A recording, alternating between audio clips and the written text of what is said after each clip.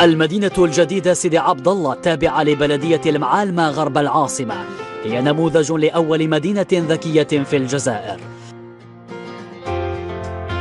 باعتبارها قطبا سكنيا واقتصاديا بامتياز. تتوفر مدينة سيدي عبد الله على جميع المرافق الاجتماعية من مدارس ومصالح صحية وهيئات عمومية، ما يجعلها نموذجا للنسيج العمراني الحضري.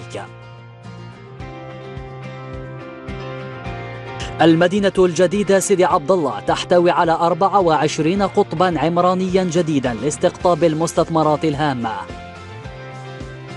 المدينة الجديدة هي نتاج لسياسات المدن الذكية التي تهدف إلى تحسين الظروف المعيشية للمواطن وتخفيف الضغط على العاصمة، ما يجعلها اليوم مدينة الأحلام التي تستقطب أضخم المشاريع السكنية والصحية والتكنولوجية.